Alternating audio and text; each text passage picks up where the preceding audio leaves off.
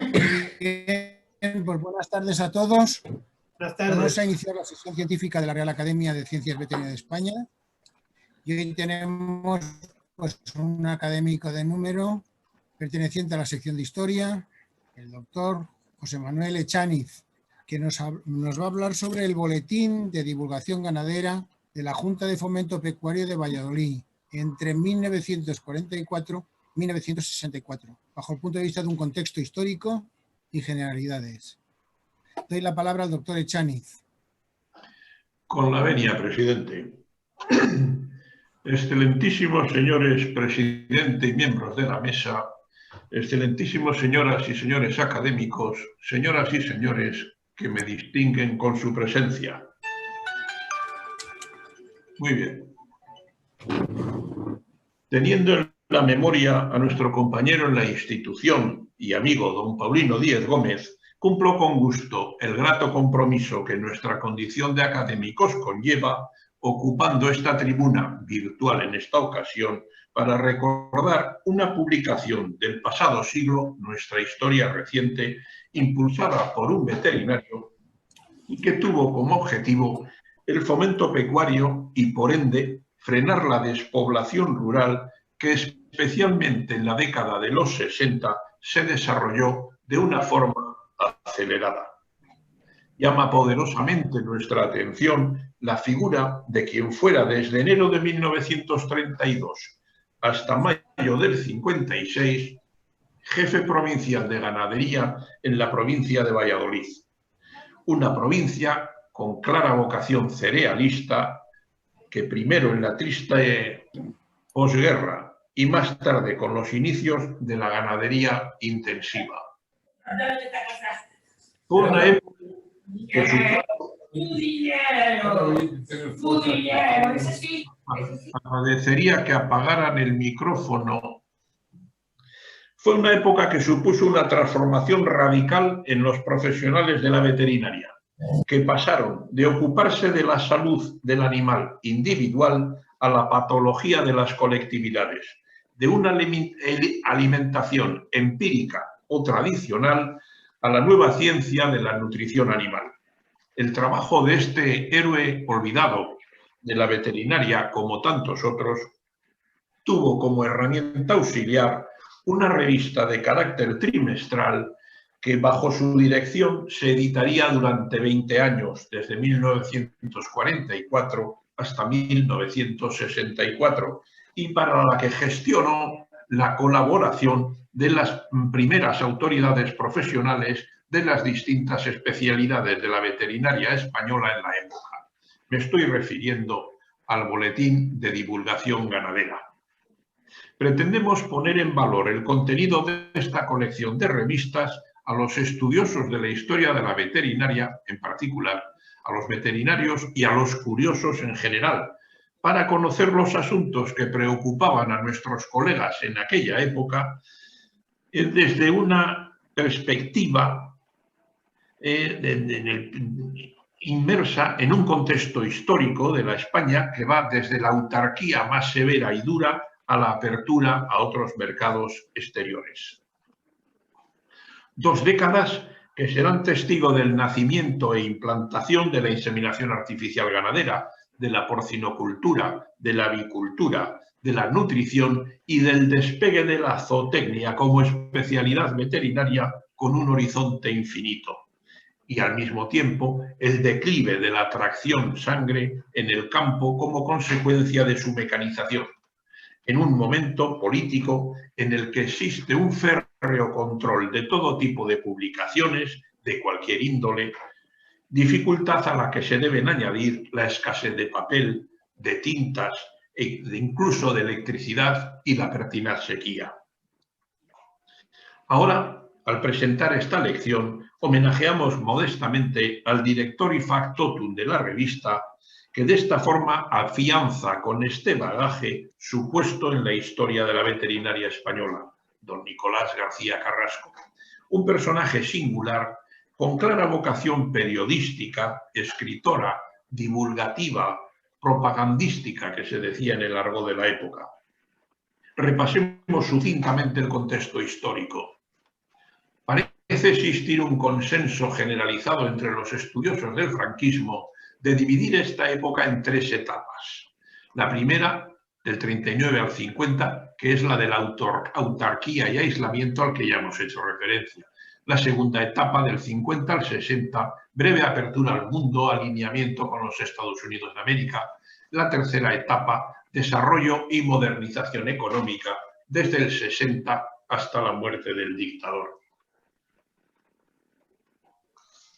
La primera, de 1939 al 45, coincidente con la Segunda Guerra Mundial, en la que el régimen consolida su proceso hacia el fascismo, emulando o imitando a la Italia mussoliniana, que finalizará con la derrota de las potencias del eje. La segunda, del 45 al 50, la época más crítica para el régimen y sobre todo para la población española, la autarquía y el hambre.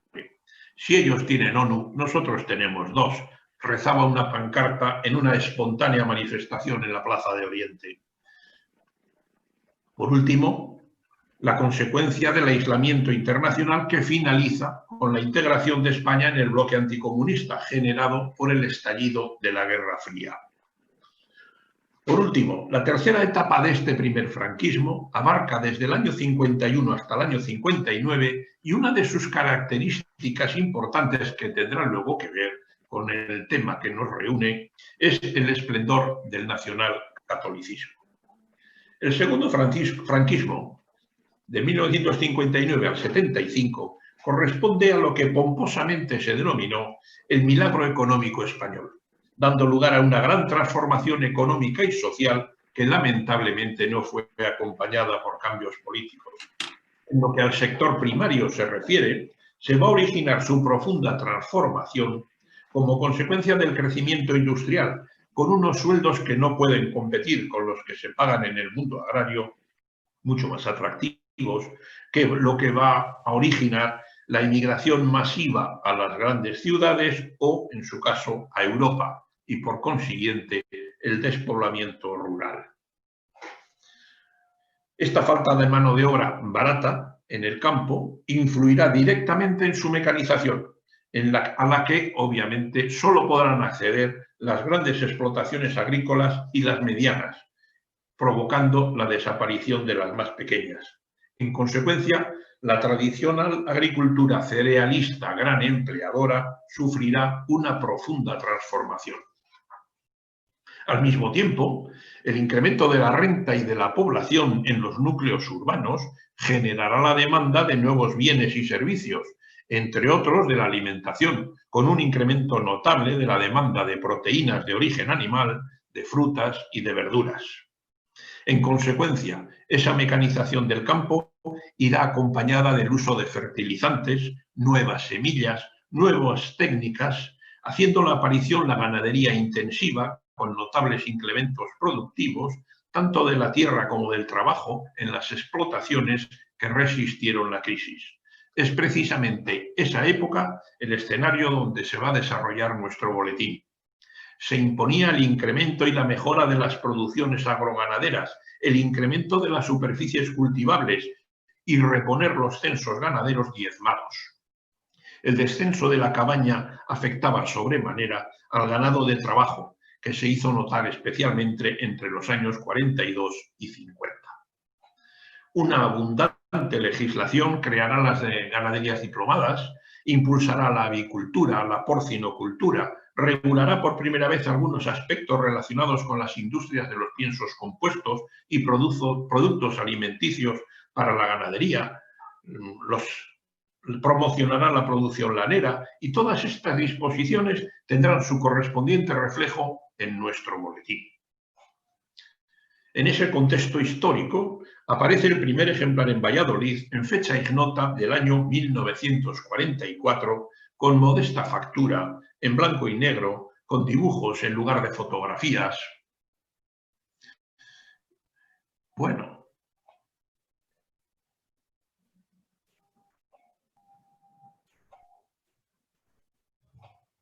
Bien.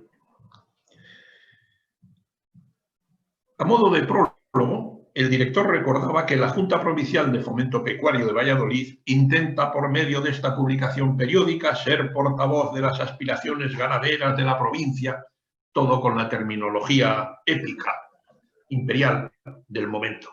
Pero ante todo, y sobre todo, el boletín tendrá un objetivo doctrinario y propagandístico sobre las bondades del régimen, siendo fiel reflejo de los supuestos éxitos que pretendidamente se alcanzan tanto en política exterior como interior, en relación con el sector agroganadero.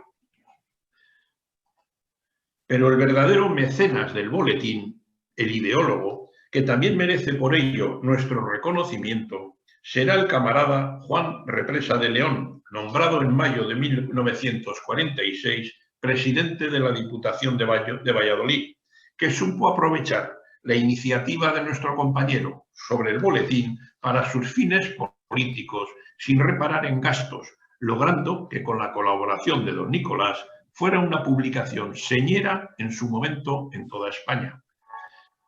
Nuestro mecenas, Camisa Vieja, prestigioso ganadero en Viñamuriel de Campos, en Valladolid, localidad de la que era alcalde, al tiempo que procurador en la primera legislatura de las Cortes franquistas representando a los municipios vallisoletanos, repetiría en el cargo, esta vez representando a la Diputación.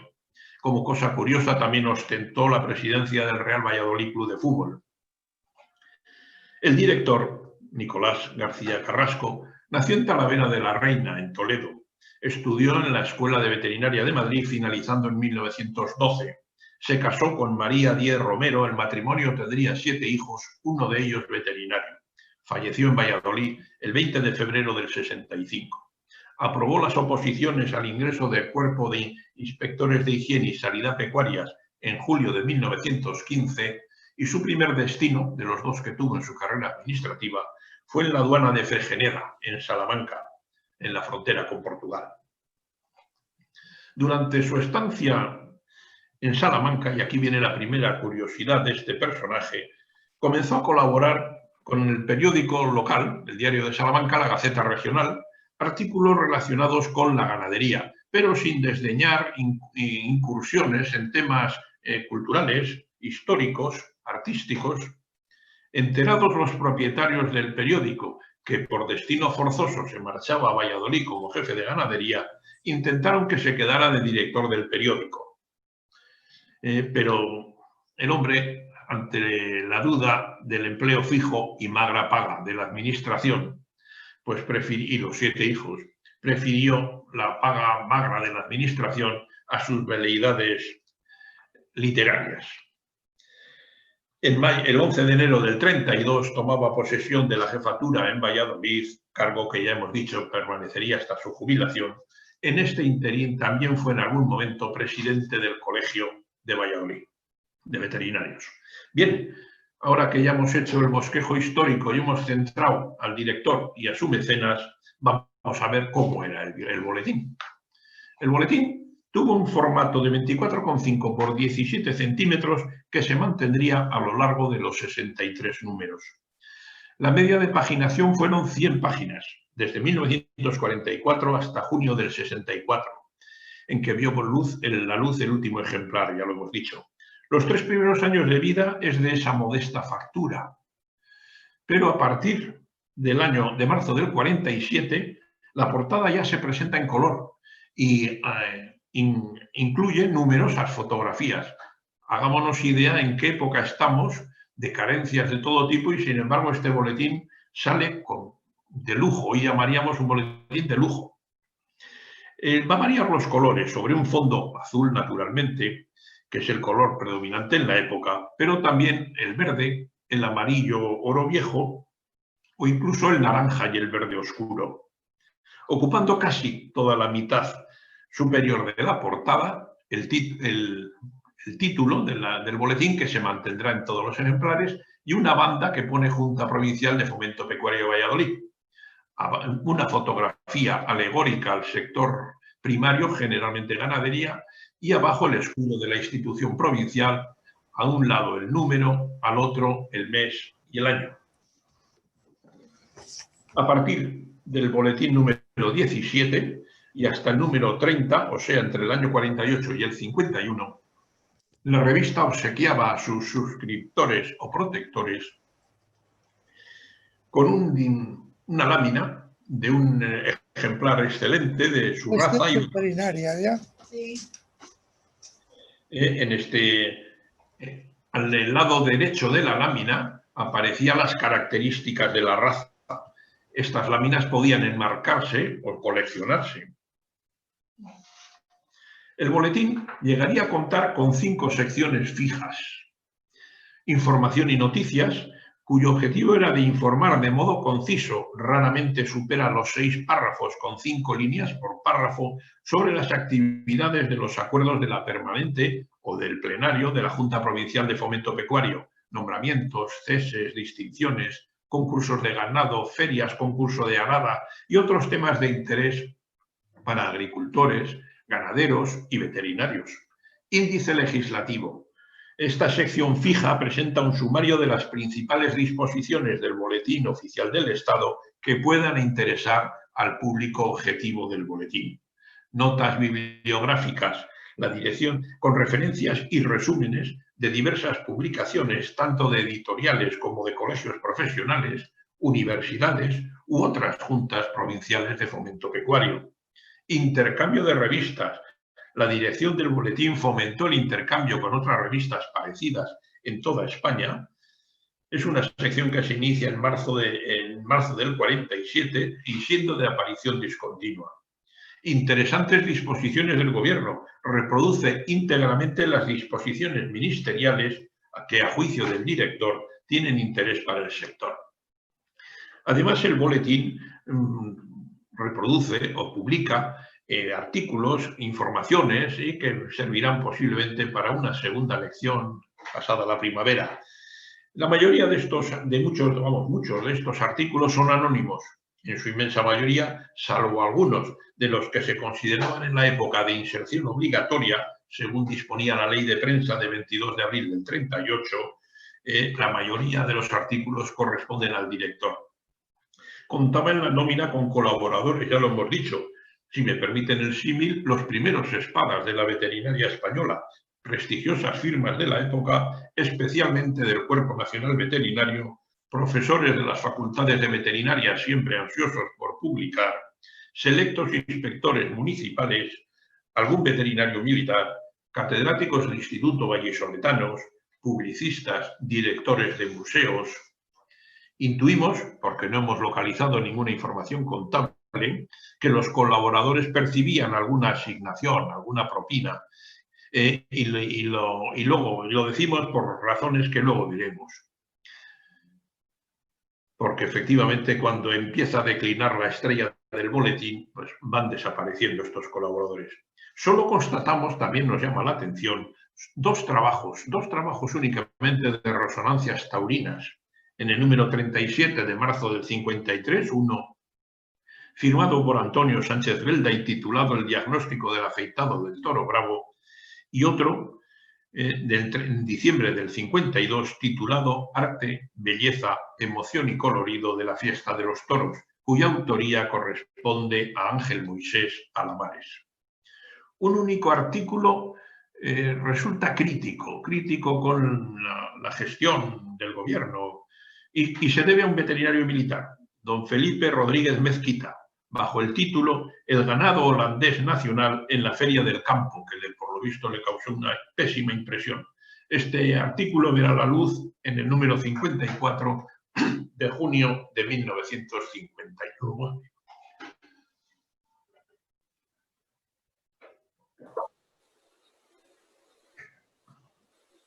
Desde su aparición, el boletín surge con una vocación divulgadora.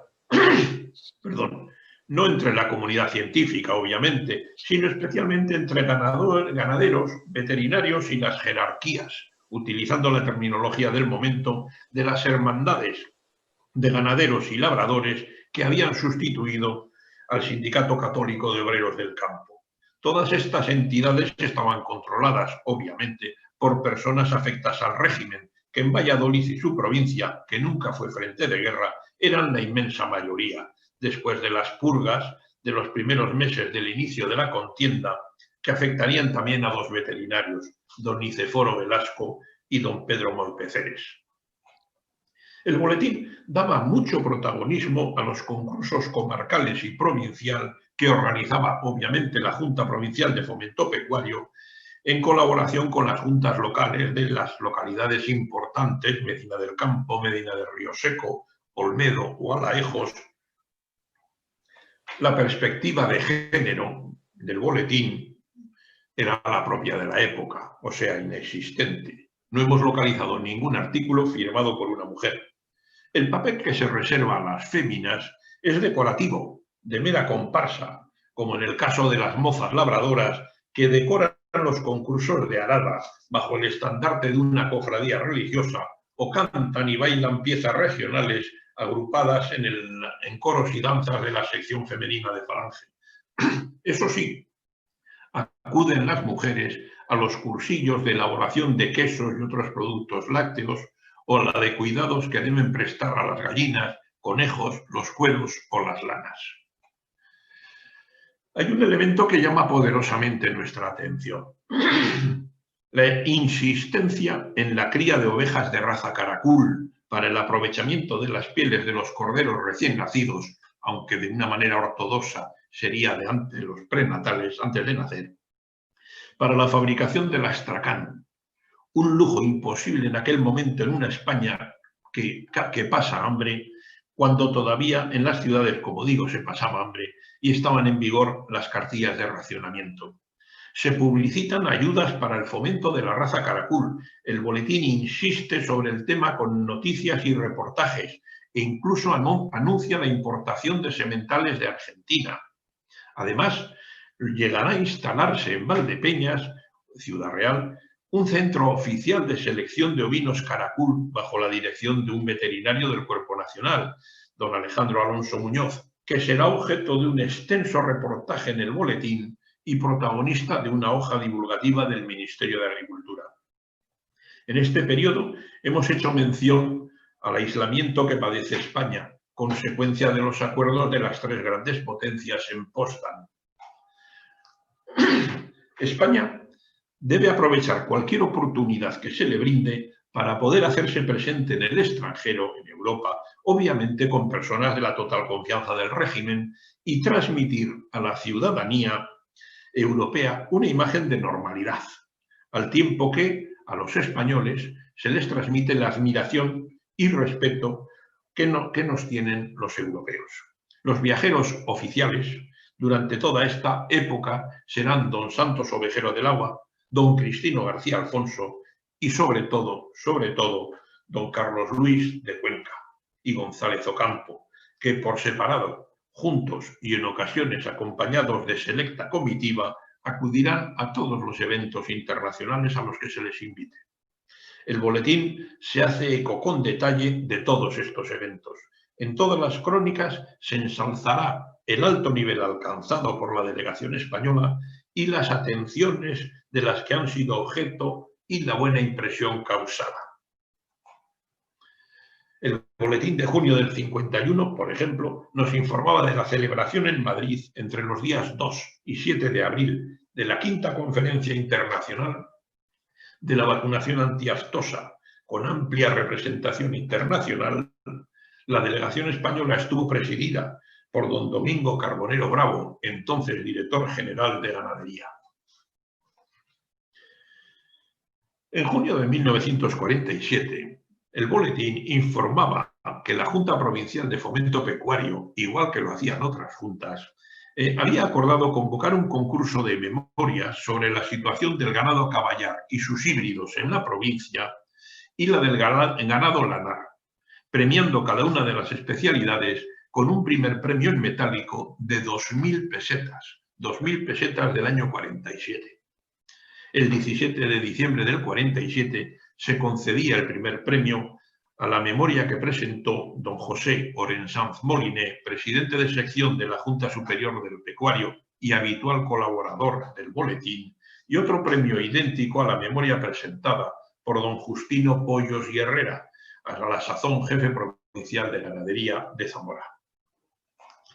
En junio del 48 se vuelve a convocar este concurso de memorias. En esta ocasión el tema va a ser el vacuno de leche en la provincia de Valladolid y la avicultura otra vez en la provincia de Valladolid. El premio de 2.000 pesetas en el vacuno se concedió a don Aurelio Chávez Hernández, veterinario director del Matadero Municipal de Valladolid, y el accésit de 500 pesetas al ingeniero agrónomo don Miguel Dovaso y a la Sagasti con domicilio en Santander.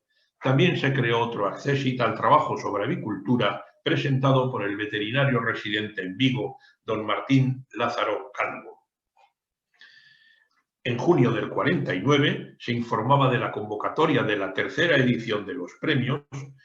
Vuelven a insistir sobre el tema de la avicultura que preocupaba, dotado con 2.500 pesetas de la época, y el premiado, el autor premiado, la memoria premiada, fue la presentada por don José Antonio Romagosa Vilá, jefe del Servicio Provincial de Ganadería de Ourense. En abril del 49, se daba cuenta de una original iniciativa consistente en que se hizo un convenio entre la Junta Provincial de Fomento Pecuario y la Sociedad Veterinaria de Zootecnia, consistente en la creación, como hemos dicho, de un premio patrocinado por la institución vallisoletana, que era quien ponía el dinero, pero discernido en su nombre por la sociedad que dirigía a Pedro Carda y gestionaba el profesor Cuenca. Precisamente ese año accedió a la cátedra. El trabajo doctrinal, objeto del concurso, debía versar sobre producción y tecnología de la leche.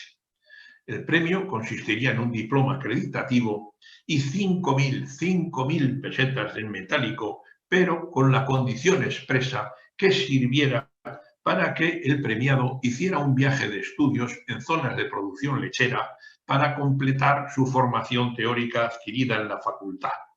Además, los concursantes debían ser alumnos de las 4 facultades entonces de veterinaria existentes en España, alumnos de la asignatura Zootecnia 1. El jurado presentó como memoria ganadora la de don Miguel Díez Rodríguez, de la Facultad de Veterinaria de León. Pero aquí vuelve a aparecer don Carlos Luis de Cuenca y con su arte de prestidigitador crea otros 2 nuevos premios para otros 2 concursantes con el mismo importe. Él asume la responsabilidad de buscar la financiación, de manera que acceden también a este premio, que no venía ni en las bases, don Luis Ortín Rodríguez, de la Facultad de Veterinaria de Madrid, y don Rafael Polonio Luque, de la Facultad de Veterinaria de Córdoba. Además, en el momento de la entrega, se organizó un solemne acto en la Facultad de Veterinaria, en el Salón de Actos de la Facultad de Veterinaria de Madrid, presidido por las primeras autoridades civiles, académicas, profesionales y militares. En marzo del año 50 se anunciaba la convocatoria del Premio Junta Provincial de Fomento Pecuario de Valladolid y los concursantes debían presentar una memoria sobre la posibilidad de asociar las producciones lanar y lechera en ganado ovino. Se premiaría la memoria que presentó don Alfonso Vera y Vega, de la Facultad Veterinaria de Córdoba, y el accésit sería para don Jesús Rubio Paredes, de la Facultad de Madrid. En el Salón de Actos de la Facultad de Madrid, en el transcurso de un acto académico, con esa solemnidad que gustaba en la época, bajo la presidencia de don Cristino García Alfonso, director general de Ganadería y decano de la facultad, actuando en representación del ministro de Agricultura, Cabestany Anduaga, don Juan Represa de León, numerosas autoridades civiles, académicas y militares. Finalizada la entrega del premio, pronunció una conferencia el doctor José García Bengoa, teniente coronel veterinario e inspector del Cuerpo Nacional Veterinario, sobre el tema importancia sanitaria de la brucelosis. El premio 51, vamos a ver, eso es, el premio 51 versaría sobre el estudio de los tipos bovinos en España, Por unanimidad se acordó conceder el premio a don Manuel Rodríguez Rebollo, alumno de la Facultad de Veterinaria de Córdoba. La entrega se hizo con la solemnidad acostumbrada y la conferencia corrió a cargo de nuestro directo amigo y compañero en la institución, don Amalio de Juana Sardón, que habló sobre explotación y producciones de porcina. El premio 52 de 1952 de la Junta de Fomento Pecuario de Valladolid versó sobre un tema de avicultura. Se evaluaron y premiaron los 3 únicos trabajos presentados, que correspondían a don Juan Bautista Aparicio Macarro, don Manuel Muriel Ledesma, de la Facultad de Córdoba, y don Eugenio Tutor La Rosa, de tan grato recuerdo, profesor que fuera, más tarde, lógicamente, de la Facultad de Zaragoza. Por la tarde, como ya era habitual, esta vez en la sede del Consejo Superior de Investigaciones Científicas, tuvo lugar el acto académico de entrega de premios y, tras un descanso, el comandante veterinario don Arturo López Arruebo disertó sobre el tema Zootecnia de animales silvestres y exóticos, impresiones de un viaje, que fue ilustrada, novedad también en aquella época, con diapositivas y una pequeña película. El concurso 1953 proponía el tema producción económica de carne y grasa de cerdo. También en esta edición se premiaron los 3 únicos memorias presentadas,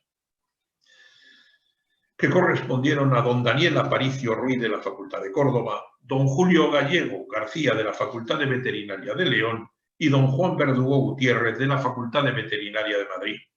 Por la tarde, en el Salón de Actos del Consejo Superior de Investigaciones Científicas, se hizo un sencillo acto de homenaje a don Juan Represa de León, creador de estos premios. El acto fue presidido por don Cayetano López y López, presidente del Consejo Superior Veterinario, en representación del director general de Ganadería, con la asistencia del homenajeado y una larga lista de autoridades y asistentes. La sesión finalizó con la conferencia del profesor Bonadona, Modernos puntos de vista sobre la estructura y morfología de los menaspermos, que sería presentado por don Domingo Carbonero Bravo, a la sazón jefe nacional del Servicio de Inseminación Artificial Ganadera. La propuesta para 1954 era la esterilidad como problema ganadero en España, pero para entonces ya eran evidentes los problemas en el boletín y la Junta de Fomento Pecuario. Para el fallo y entrega del premio hubo que esperar casi 3 años. Se aprovechó el homenaje que tributó el 25 de febrero de 1956 al ilustre maestro don Cesario Sancegaña, director del Matadero de Madrid, en la Facultad de Veterinaria, bajo la presidencia del decano don Cristino García Alfonso. El señor Sancegaña pronunció una lección titulada La intervención veterinaria en las industrias cárnicas, ante una larga nómina de asistentes. A continuación, tuvo lugar la proclamación del premio, otorgado a don José María Cosculluela Carrasco. Y con esa entrega finalizaban los premios de la Junta Provincial de Fomento Pecuario de Valladolid. Los nuevos aires que introdujera el nuevo rector de la institución provincial no contemplaban la continuidad del premio. El ocaso del boletín era evidente. Una nota anónima, pero sin duda de la pluma de don Nicolás, publicada en el boletín número 43 de septiembre de 1954, informaba escuetamente sobre la dimisión de don Juan Represa de León el 26 de julio de 1954. Al referirnos al contexto histórico, hemos hecho referencia al nacionalcatolicismo. Por información facilitada por don Paulino Díez Gómez, la tierra de sea leve, conocedor de la historia vallisoletana de la segunda mitad del pasado siglo, el camarada Represa, siendo viudo desde 1951, mantuvo una relación en Valladolid con resultado de embarazo, lo que le forzó, arzobispado mediante, a su dimisión, condenándole además al ostracismo político. Para el Boletín de Divulgación Ganadera, el cese-dimisión del presidente Represa de León supuso un duro golpe. El año 1955 solo saldrían 2 boletines. en lugar de los 4 acostumbrados. Y el año 1956, coincidiendo con la jubilación del director, ninguno. A partir de 1957 pasa a ser semestral y es evidente que ha perdido frescura, interés, garra, diríamos hoy. Don Nicolás no dispone del apoyo logístico de su dependencia administrativa que le facilitaba los boletines del Estado, noticias, contactos, mecanógrafa. Tampoco son buenas sus relaciones con su sucesor. El boletín transita hacia su definitiva desaparición.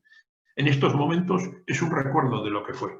Resiste heroicamente, moviliza familiares y amigos, aquellos primeros espadas, aquellos colaboradores de tanto prestigio, como ya no reciben asignación, le han dado la espalda. Creemos que la mayoría de los suscriptores no se han dado de baja, no han renovado la suscripción. Los años 63 y 64 solo verá a la luz un boletín anual y ambos apenas tienen contenidos. Aquella publicación señera, que en su momento fue un referente, había fenecido sin que nadie le entonara un requiem. Solo me resta agradecer a Nati el apoyo que desde el burladero me ha dado como peón de confianza y a todos ustedes muchas gracias por su atención. Eskerrik asko.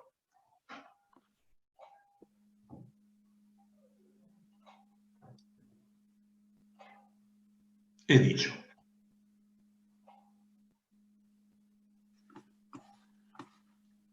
Que digo que muchísimas gracias, doctor Echaniz, por esta magnífica presentación. Ha sido muy respetuoso con el tiempo, de manera que tenemos para varios comentarios por parte de los académicos presentes en esta sesión. Doy la palabra a quien quiera formular alguna cuestión al respecto sobre este magnífico boletín de Valladolid.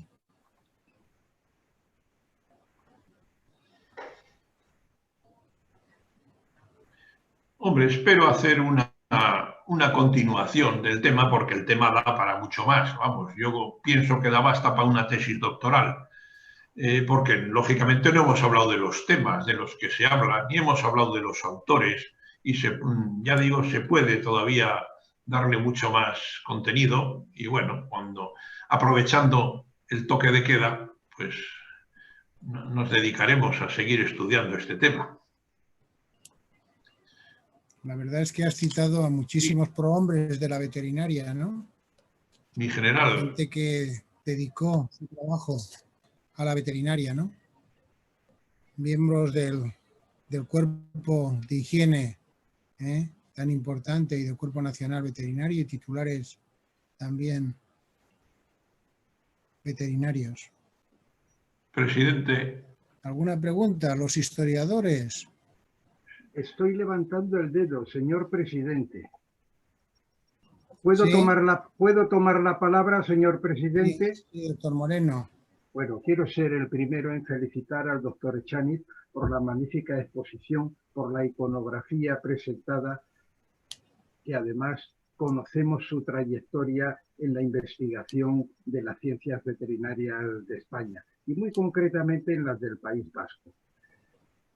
Este tema que ha utilizado o que ha traído hoy a la Real Corporación el doctor Echaniz es sumamente interesante, puesto que nuestros colegas de las ciencias periodísticas, de las ciencias de la información, también han incidido en estudiar las revistas de una época de las ciencias veterinarias. Bien es cierto que creo que se cerraron en 1907 aproximadamente. Abordar el siglo XX con el estudio de las revistas que fueron apareciendo, me gustaría pedirle casi por favor al doctor Echaniz que continúe con esta interesante labor, puesto que aparecieron otros periódicos profesionales y otras revistas como Ganadería, como La Carne, como Tribuna Veterinaria. Verdaderamente no se ha hecho la historia del siglo XX de las revistas de veterinaria. El doctor Echaniz ha abordado y es pionero en este aspecto. Sería incluso me atrevo a decir que sería motivo de la dirección de una tesis doctoral de la publicística veterinaria.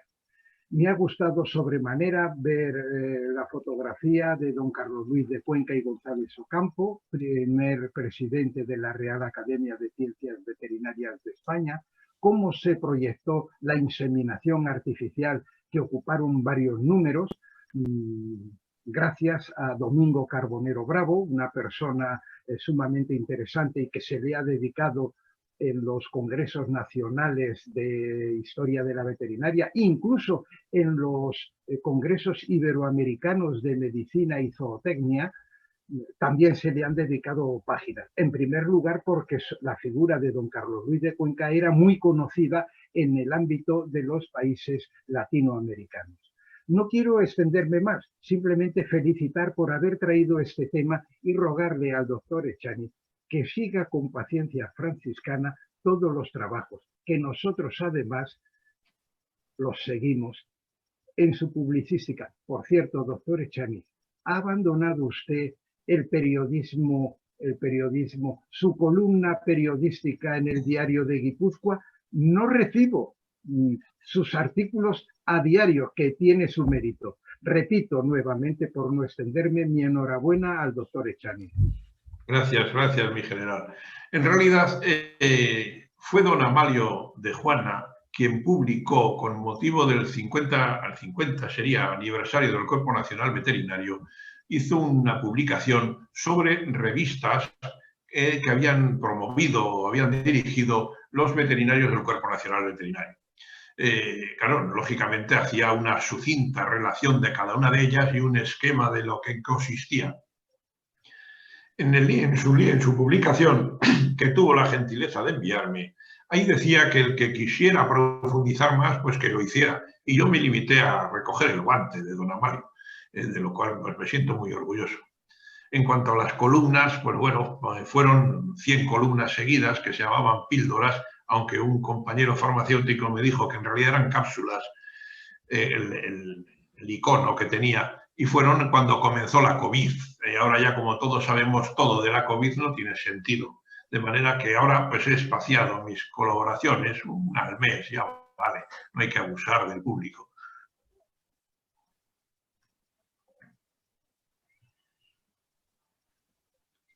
¿Alguna intervención más? Sí, yo, si es posible, quería participar en el sentido, por supuesto, de felicitar al colega Echaniz por su búsqueda. Se dice, el otro día leí una frase muy bonita que creo que es aplicable en este caso, y que dice que el historiador no es el que sabe, sino el que busca. Y en ese sentido, desde que lo conozco, a José Manuel Echaniz, el doctor Echaniz, pues siempre ha estado buscando, ¿no? No suelo trabajar con fechas tan cercanas como él sabe, por muchas razones. Y desde luego lo que creo que él considerará exactamente igual que yo es que publicaciones oficiales de esa época, nefasta para nuestro país, que duda cabe, pues solo reflejan, no sé si la mitad de la verdad, pero en todo caso la verdad oficial. Y dado que está muy metido en esta época del siglo XX, me gustaría saber si tiene alguna opinión acerca de dónde podríamos encontrar los testimonios, los escritos, las historias de esos veterinarios que fueron sistemáticamente represaliados. Hay que recordar aquella famosa frase del general Franco, ¿no?, que decía: ¿a dónde va esta España de maestros, de socialistas y de veterinarios? Los veterinarios éramos una de las profesiones que sin duda estaban señaladas, ¿no? Entonces, evidentemente, para poder publicar había que pertenecer o ser adicto al régimen, y si no lo eras, pues dificultades tendrías. Supongo, se lo puedo preguntar pero gratuitamente, supongo que no encontraría testimonios en ese boletín de personas que no fueran sistemáticamente adictas al régimen, ¿no? Y en ese sentido, pues cabría pensar, aparte del mundo obrero o este tipo de cosas, dónde podrían escribir pues los veterinarios pues que no eran afectos al régimen. ¿Tiene alguna idea? No tengo ni idea. De todas maneras, De todas maneras, esta revista, pues hombre, no todo es política, pero bueno, no se mete, salvo algunos artículos doctrinarios, alguna visita del ministro Cabestany a Valladolid con gran despliegue de centurias, etcétera. Pero lo demás, pues bueno, lo que hace es reflejar lo que hace el boletín. ¿El boletín qué hace? Pues lo que manda el político. Pero quiero decir que no hacen crítica política por lo general. Y bueno, cuando uno lee desde hoy, con la perspectiva de hoy, pues hombre, va separando el polvo y la paja. Entonces, bueno, no es tan difícil. En cuanto a los veterinarios represaliados, pues bueno, pues los archivos municipales son una fuente, el que consigue entrar, porque te encuentras con muchas, en los pueblos sobre todo, muchos empleados municipales que no procuran no colaborar mucho con los investigadores, porque en realidad vamos a dar la lata allí, vamos a ocupar un espacio y vamos a pedirles que nos traigan libros y documentos, que es trabajo extra para ellos. No suele haber en los pueblos archiveros profesionales, ya digo, salvo excepciones. Pero bueno, en estos archivos municipales suele aparecer mucha información. Y mucha información que luego se puede explotar. Lógicamente vas comparando unos con otros. Yo he pateado todos los archivos municipales de Guipúzcoa y ahora pues me estaba expandiendo, hasta la COVID, me estaba expandiendo por Navarra. Y ahí encuentras mucha información. Hay otras fuentes, pero sí, puede valer para empezar. Además crea adicción, insisto, al que empiece a meterse en esto le crea adicción. Doy fe. Bueno, en todo caso, enhorabuena, me ha gustado la conferencia y bueno, pues me sumo a la idea del general Caparrós, en el sentido de que como lo único que tenemos es un libro con las obras periódicas del siglo XIX, pues qué duda cabe que hacerlas del siglo XX pues sería una tarea a empezar. Y conociendo la perseverancia del doctor Echaniz, pues a poco que se lo propongamos, yo creo que es capaz de hacerlo. Bueno, poco a poco, ya veremos. Gracias. En la línea hay una pregunta de Alejandro Córdoba, izquierdo, que dice: ¿qué opina de las publicaciones actuales? Bueno, es que son épocas totalmente diferentes. Es que lo de ahora es de un nivel muy superior. Claro, yo ahora conozco algunas publicaciones actuales dirigidas a profesionales veterinarios. Claro, es un nivel muy superior a aquel que en realidad no está dirigida a veterinarios, sino, como hemos dicho, a agricultores y a ganaderos, que intentan ir formando a su manera, al tiempo que entre col y col una lechuga meten algo de propaganda del régimen. Pero bueno, hay también muchos temas, no me atrevería a llamarles científicos, divulgativos. Hay muchos y son interesantes. Lo de ahora es otro nivel, es que son dos cosas totalmente incomparables. Ahora tenemos, bueno, un nivel, de vez en cuando tenemos alguna publicación de las referees, además, que mete la pata, pero bueno, esto sirve de anécdota y para la conversación del café. Por ejemplo, no hace mucho nos explicaban, por lo menos en alguna web, que el inventor de la PCR, un premio Nobel, pues desecharon su invento. Lástima, el hombre pues ha fallecido, para que vea ahora la revolución de PCRs que tenemos, que ya hacemos PCRs hasta en los portales, que antes ocupaban los zapateros y ahora pues hacen PCRs. El doctor Moreno Fernández Caparrós quería hablar, ha levantado la mano. Gracias, presidente. Insistir, por ejemplo, se ha referido al general Franco. El general Franco demostró varias veces su cariño, afecto, su proyección hacia la ganadería. Se rodeó de magníficos veterinarios, entre ellos de don Domingo Carbonero Bravo. Y traigo precisamente aquí, que no sé si lo verán, a don Domingo Carbonero Bravo con el ganado caracul que el jefe del Estado importó y además seguía muy de cerca la inseminación artificial que practicaba don Domingo Carbonero Bravo. En esta fotografía de aquí abajo verán que uno de los ayudantes viste el uniforme, es un conductor del parque móvil del ministerio.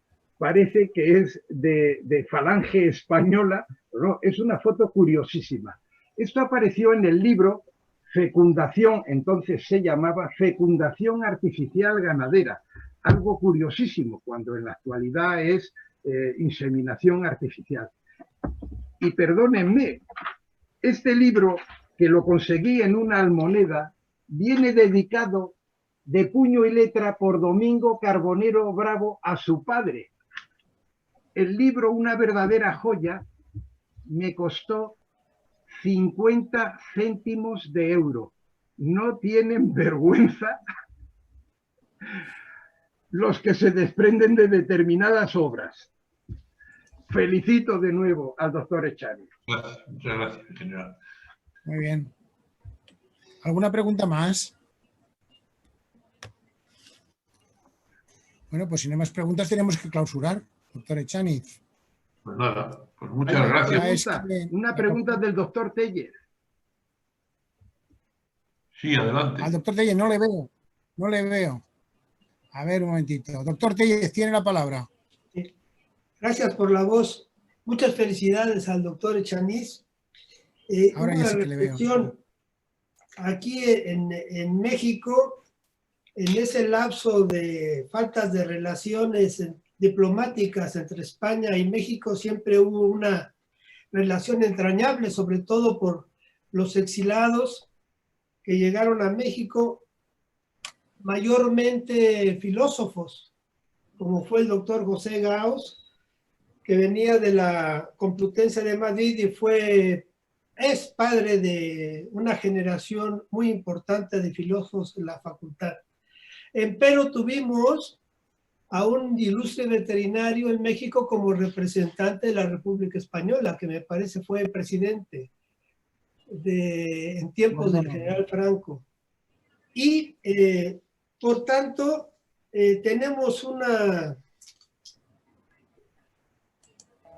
no quiero decir ignorancia, pero una falta de conocimiento de lo que pasaba en España en esos años en nuestra profesión. Y por tanto, quiero hacer una pregunta. ¿Este boletín se puede contactar por medio del Internet? No, negativo, no. De hecho, nos costó Dios y ayuda hacernos con una colección completa. Fue debido a una gestión personal del entonces presidente del Colegio Veterinario de Valladolid, don Paulino Díez, que ya ha fallecido, una gestión personal con la única colección completa que había, que estaba en posesión de la hija de don Nicolás García Carrasco, y con una serie de condiciones draconianas. El boletín se fotocopió, no podía salir de Valladolid. Cuando se devolvía un tomo, recogíamos el siguiente, lo cual me supuso a mí pues unos 8 viajes a Valladolid, 3 horas en coche de ida, otros tantos de vuelta, para hacernos con eso y fotocopiarlo en el colegio de Valladolid, porque ya digo, no podía salir el tomo de allí. Fue complicadísimo, pero lamentablemente no hay más colecciones. En los archivos provincial de Valladolid o municipal no hay colecciones completas, hay números sueltos, alguno incompleto, en fin, no, es que es una rareza de esas que el doctor Caparrós suele andar escarbando en las almonedas y en la semana del libro. Muchas gracias. Muy bien. Bueno, pues si no hay ninguna intervención, pues vamos a clausurar, ¿no?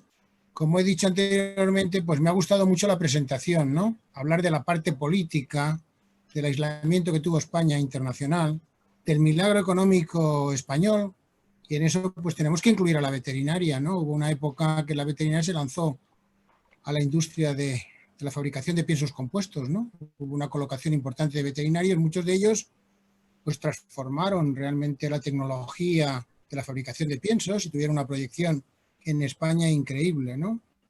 Y bueno, a mí me ha llamado la atención sobre todo las fotografías de aquella época del boletín de divulgación. No lo conocía, pero tengo que decir que en la época de estudiante pues leía todos los boletines, ¿no? Y tenía realmente pues necesidad, porque era la única fuente de información, ¿no?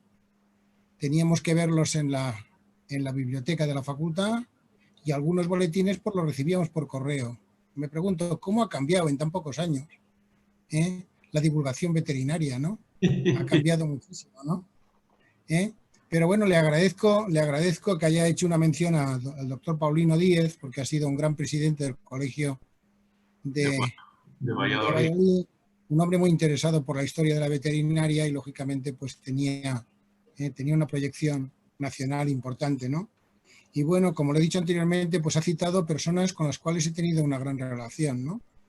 El doctor Carlos Luis de Cuenca, Domingo Carbonero, el doctor Belda, el doctor Alonso, el doctor Romagosa, muy amigo mío, etcétera, que son personas que dieron mucho parte de su vida por la veterinaria, trabajaron muchísimo. En aquellos tiempos la movilización no era fácil, ¿eh? Las carreteras no eran buenas y daban conferencias por los fines de semana, los sábados, domingos, etcétera, ¿no? Y bueno, yo lo que me pregunto es que efectivamente pues los grandes profesores y los grandes historiadores y los grandes científicos tenían como pocas revistas para publicar, ¿no? Y ahora ha habido una explosión internacional que el que no publica fuera de España, pues parece ser que no es conocido, ¿no? De manera que hemos pasado de un extremo al otro. Pero yo le agradezco muchísimo la presentación y estoy con lo que ha dicho el doctor Caparrós. Eso es fruto de una conferencia, ¿no? Y que es una pena quizás que ¿cómo se llama? La Asociación de Historia pues no intente digitalizar todos estos boletines, ¿no? Que serían necesarios para los historiadores, ¿no? La Universidad Autónoma de Barcelona ha hecho un gran esfuerzo y tiene muchas revistas antiguas digitalizadas, pero quizás habría que hacer un esfuerzo a través o bien de la academia, habría que hacer un esfuerzo porque yo creo que es una información que puede ser útil no solamente para los historiadores, sino también para ver la evolución de la veterinaria en los últimos años, ¿no? Por lo tanto, yo estoy de acuerdo de que efectivamente hay que hacer un esfuerzo y, por supuesto, una tesis para ver cómo nacen las revistas y mueren las revistas, ¿no? También las modernas están muriendo en poco tiempo, ¿eh? Las revistas que no publican en su tiempo, y actualmente pues tenemos lo que se llama el Open Access, que prácticamente hoy día tienes que pagar para publicar, ¿no? Y esto es una revolución increíble, ¿no? Que tengamos que pagar para publicar.